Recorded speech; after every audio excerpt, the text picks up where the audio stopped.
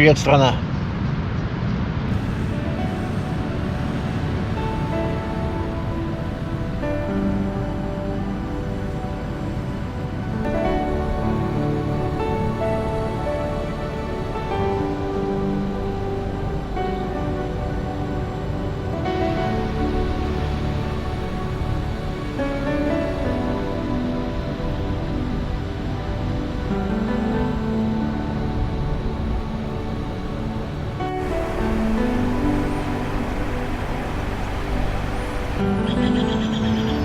If you understand, or if you don't, if you believe, or if you doubt, there's a universal justice, and the eyes of truth are always watching you.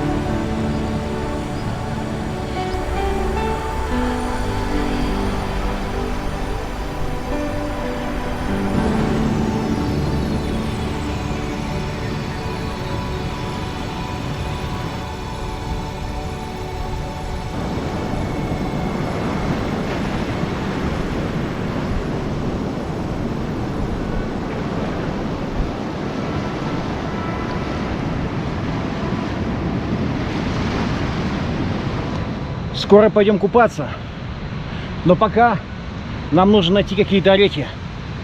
Не какие-то, а нормальные орехи, кокосовые.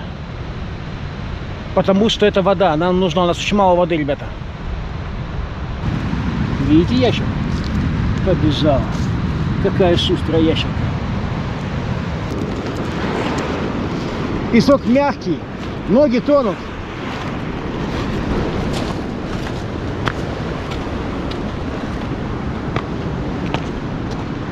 Что здесь? Что здесь? Опа!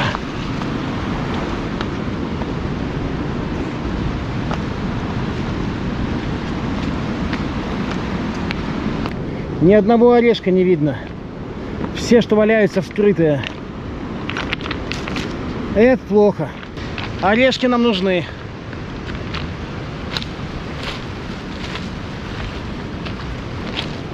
Там вдали разбиваются волны, видите? Это коралловый риф. Дальше они не идут. Хорошо для нас.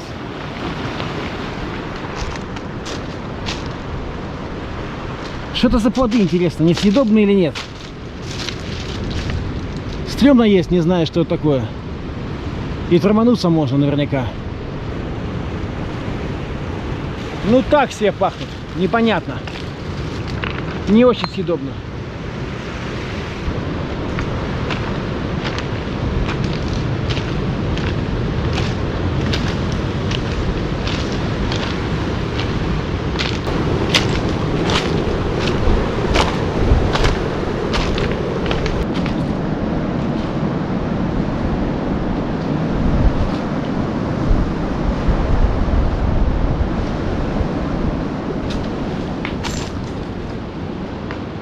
Камни.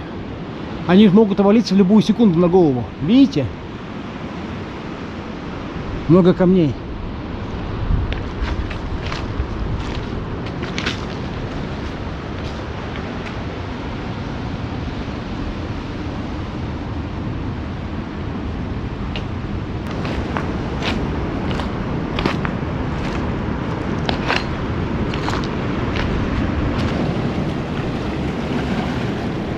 Тут заканчивается каменистый пляж.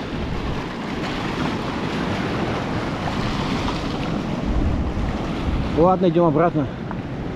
Палатку стрёмно оставлять.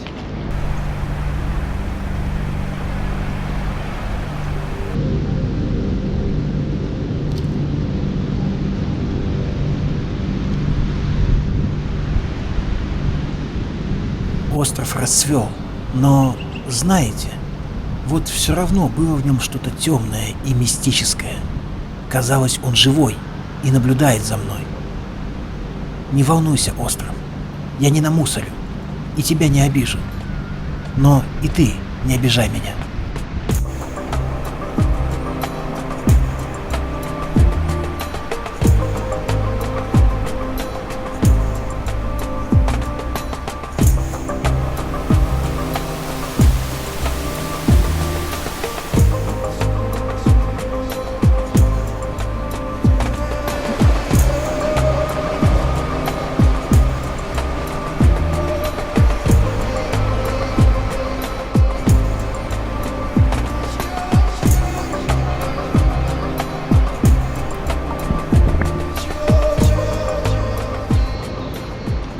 Гляньте, какая глыба,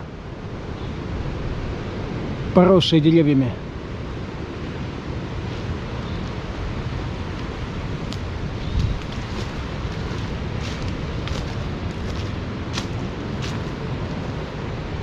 А вот.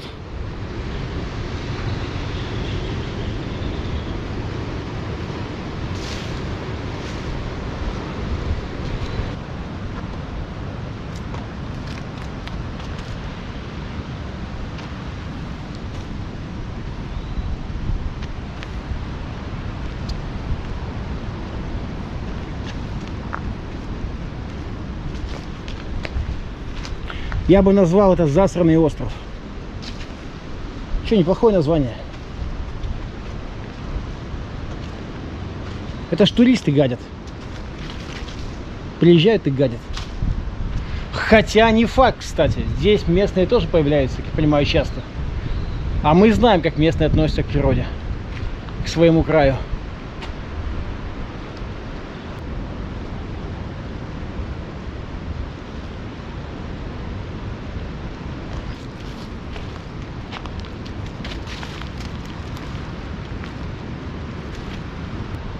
Пальмочка с орешками. Ну, скинь хоть один. У тебя их много. Скинь хоть один орешек.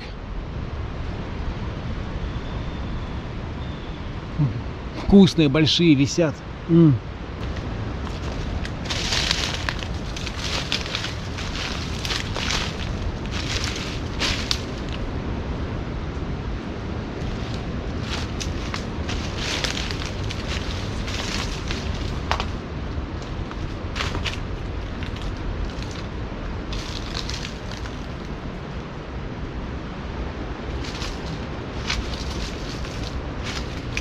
Да, лучше по ходу от пляжной зоны не отходить.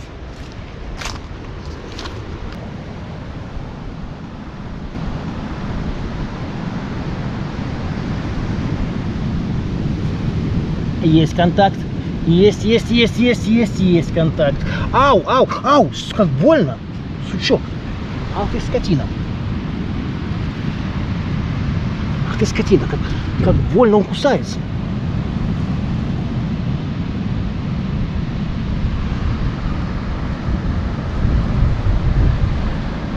Крабик. Кусается просто адски больно. Смотрите.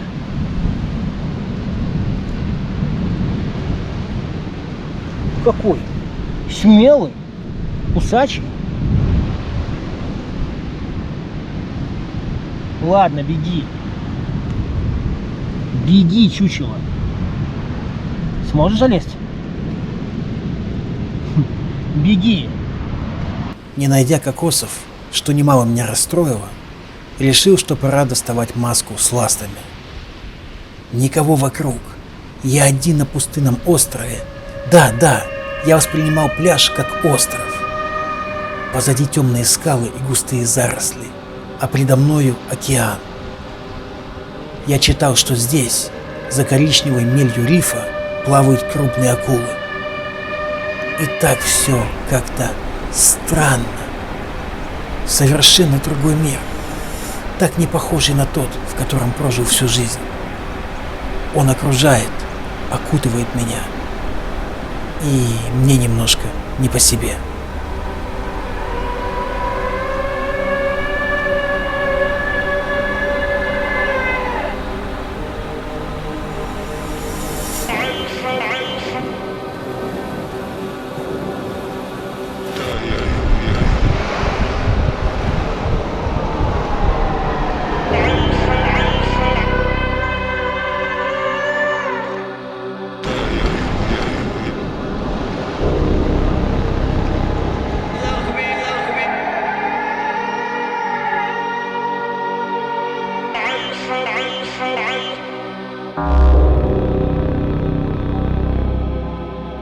Помнишь, папа, я слушал Жан-Мишель Жара.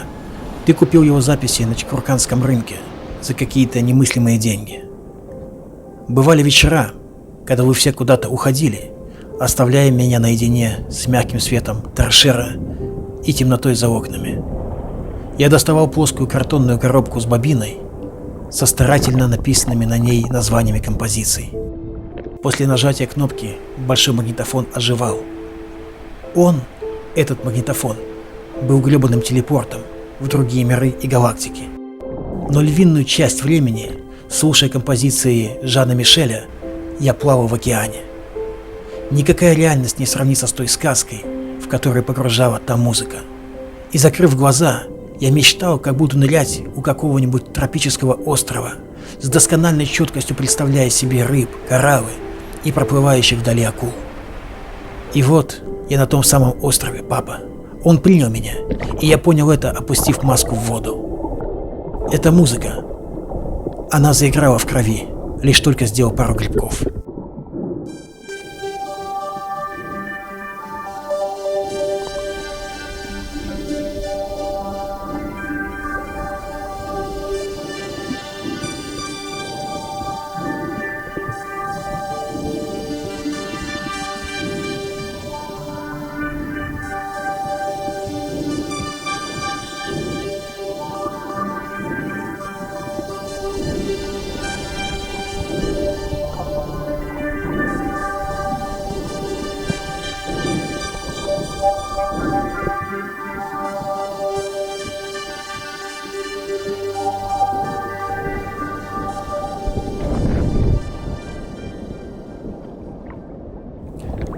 Маска текла, и мне приходилось постоянно выливать из нее воду, заливающую глаза. Та была очень соленой и безбожно щипала их. Но зато не приходилось прикладывать усилий, чтобы держать тело на поверхности. Его выталкивало как мячик. Ну, такой жирненький мячик. Время от времени вода попадала в трубку, и, выдувая ее, я какое-то время не мог вдохнуть, начиная задыхаться. Началось легкое кислородное голодание, и я немного поплыл. Возможно, именно благодаря этому мир Фронтона, восхитительно прекрасный, яркий, цветной, показался ненастоящим, слишком красивым, сном. Сейчас я проснусь и сделаю музыку тише, а то придут родители и будут ругаться. Какой же классный и яркий сон. Не так ли, Валерка? Ныряй, и пусть он продлится подольше.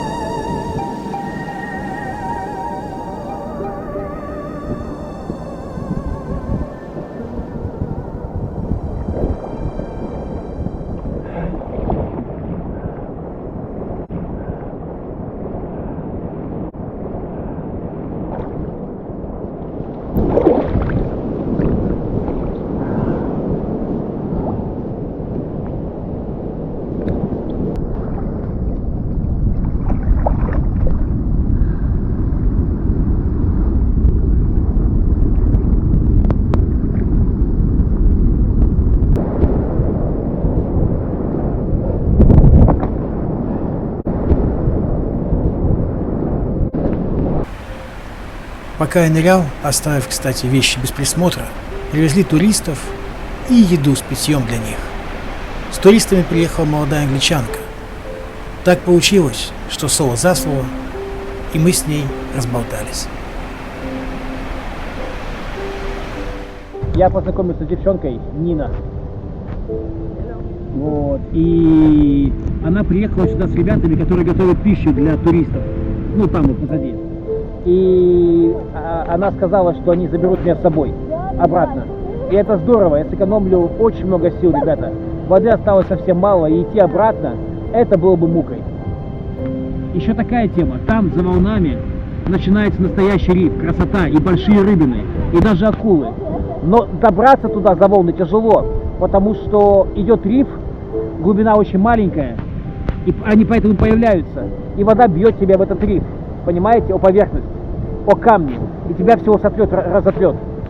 Очень тяжело туда забраться. А если заберусь, то я боюсь, что течение, которое унесет меня в океан. Жалко, нету лодки. Так было бы здорово. Короче, покажу на примере. Так будет проще, ребята. Стоп! Видите? На переднем плане вода цвета аквамарин. Это лагуна, защищенная рифом, и глубина здесь по грудь, по пояс и местами с головой. Идем дальше. Стоп! Видите коричневые пятна? Это риф. Представьте его как поребрик на крыше дома. А дальше обрыв. Глубина здесь по колено, но дно, состоящее из отмерших окаменелых кораллов, острых и колючих, усеянное морскими ежами, является проблемой. Даже если иметь специальную обувь, волна, если собьет с ног, протащит по этой наждачке, разорвав в кровь и нашпиговав колючками ежей. Поэтому я видел лишь один вариант забраться за риф. Заплыть туда, в надежде, что волны небольшие и не прижмут меня ко дну. Куда заплыть? Туда, за риф, где идет обрыв в глубину. Туда, где настоящий океан, и, если верить статьям о Фронтоне, большие акулы. Ненадолго, на минутку-другую, вопреки страху, пересилив себя и надеясь их не увидеть. Океан. Он пугал меня и этим манил. Великий и могучий.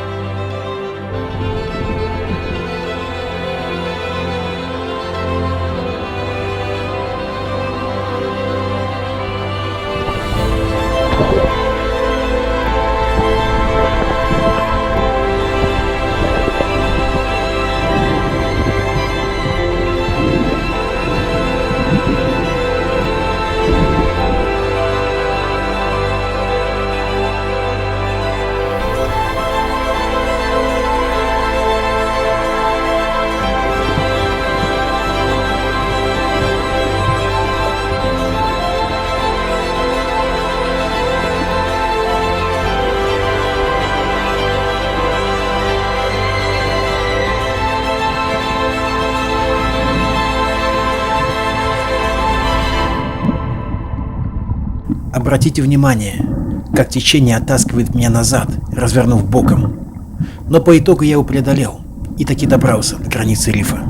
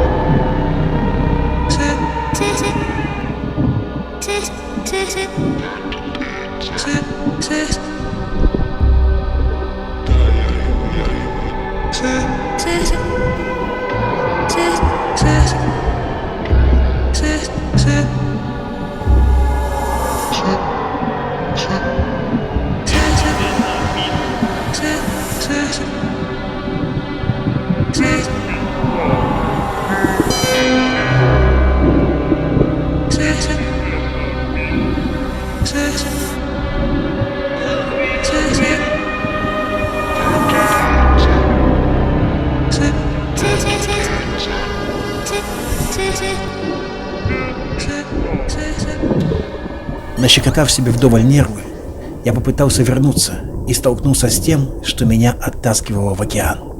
Видите, как быстро уходят назад обрывки водорослей? Частично в этом виновато течение. Я греб, но дистанция между мной и рифом сокращалась пугающе медленно. Тогда решил нырнуть, надеясь, что течение только на поверхности.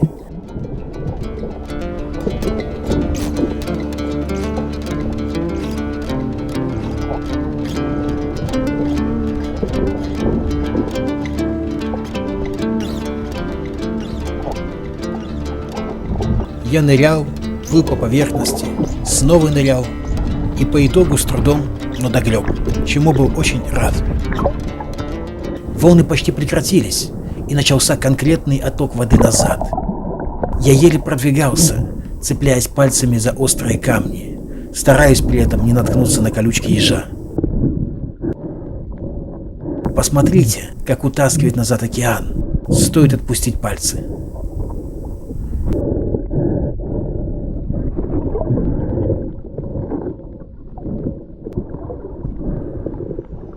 Какой же прекрасной, светлой, теплой и доброй показалась теперь защищенная рифом гавань Фронтона. Я возвращался к нему подобно блудному сыну под кров отчего дома.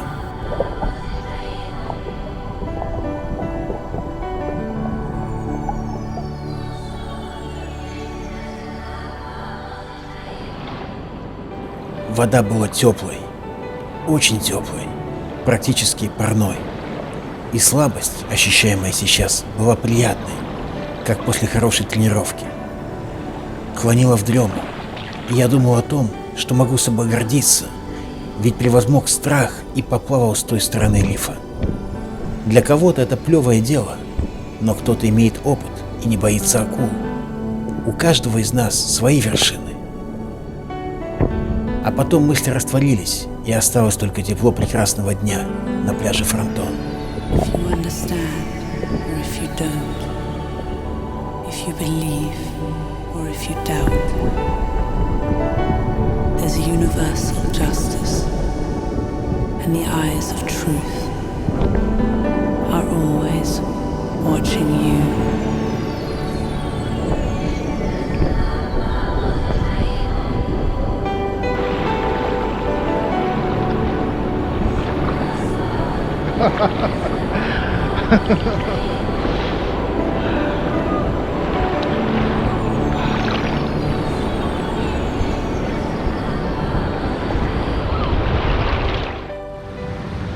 Чё, солнце сильное, я просто был в том месте, где шапки, вылез из воды, пошел прогуляться и шляпу с собой не взял. Чё смешного? Готов спорить, что хотя бы один человек заржал сейчас. А я думаю, даже больше.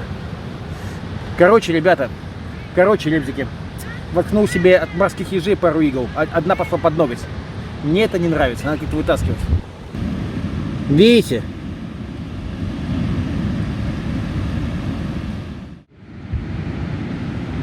Ну вот, вытащили заразу. Крови-то не страшно. Сейчас высохнет и смоется.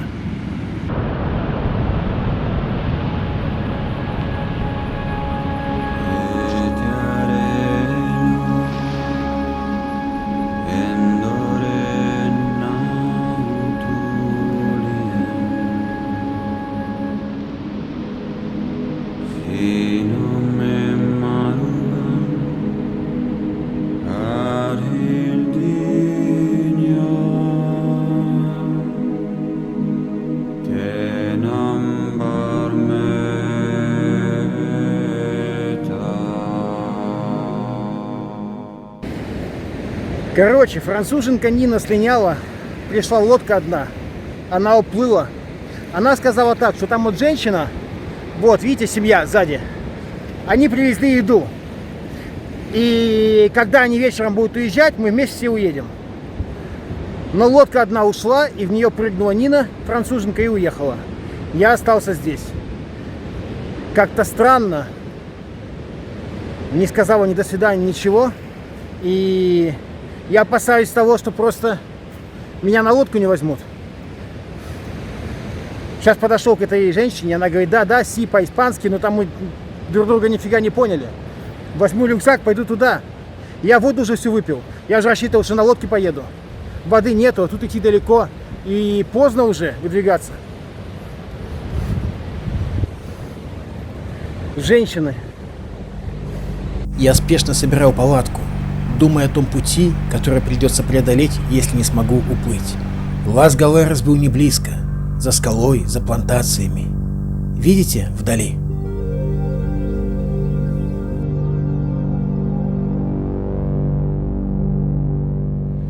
Ну что, я походу поговорил, договорился. Как бы женщину зовут Мария. Мария. И она сказала, что ее сын довезет меня обратно. Он привезет, сейчас приедет забирать вещи, и не знаю, людей тоже заберет он или нет. Вот, и докинет меня. Ну, по крайней мере, так я понял. Надеюсь, что да, потому что если нет, то это просто жопа, поскольку уже, ребята, поздно будет совсем возвращаться. Воды вообще не осталось, но ситуация такая. Вот. Но если что, придется делать рюкзак и топать назад в 6 часов пути или сколько там, без воды, в потьма... Ой, не хочу про это даже думать. Ну что, ждем лодку, отгадываем с мелкой слова. Мелкую зовут Нини. Отгадываем слова. Она написала мне свое имя, я смог его прочитать на песке, что не так-то просто на мокром. Я написал свое имя Валера, и никто его прочитать не смог, кроме меня. Рука сгорела, в руке хана. Надо мазать кремом, а то будет воспаление какое-то нехорошее. А воспаление совсем нам не надо. Как-то так. Очень добрые люди, приятные. Мы друг друга не понимаем, но мне удалось сказать, сколько я зарабатывал в охране. Объяснить, и что я работал в охране. Это было непросто. Очень милая женщина. Она сказала, что типа, ну, забери с собой девчонку какую-то, женись. Я говорю, куда я такой рваный весь, вот с этой рваной штукой? Какая девчонка? Она говорит, главное это любовь. Деньги это не важно. Очень приятная. Ну посмотрим, отвезут ли они меня еще. Такие дела.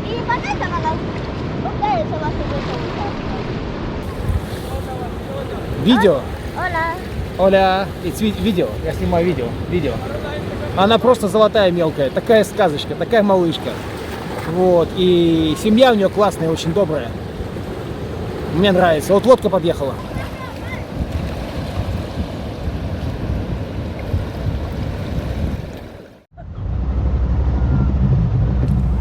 Чтобы вы понимали, какие это люди, Мария и ее семья, вам нужно знать, что заброска на пляж стоит около $30, то есть плюс-минус 2200 рублей. И они взяли меня за просто так. Наконец-то загрузились.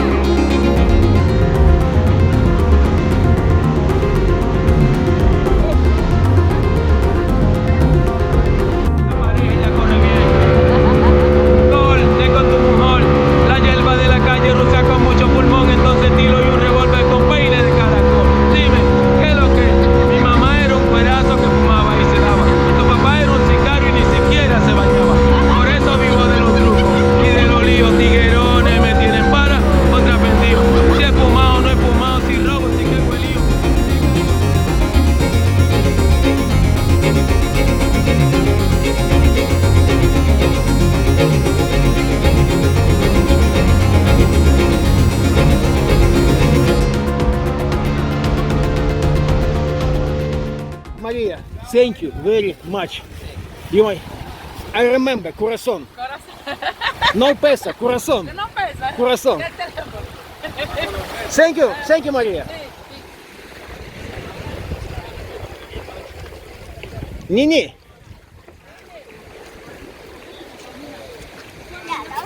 I must go.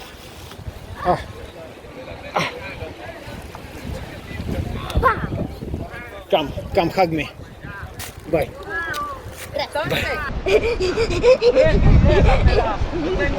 Nini, мне надо идти. Давай. Nini, I must go. Nini, I must go. I must go. Подожди. Мария. Все, я пошел. Đừng có lấy ra đi lại. Все. Ага. Все. Мне пора. Мне надо идти. Все, пока. Пока, малышка. It's time. Все, давай. Ну, не, ладошку. Ну. Нет. Пока, все. Адьос.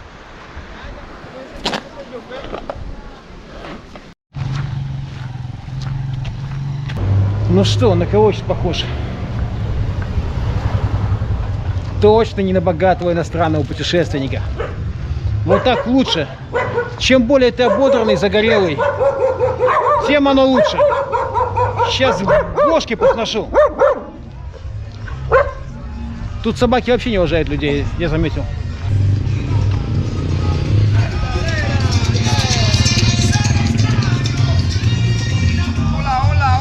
Hola, amigo. Я возвращался в хостел. К кровати, душу и сытному ужину.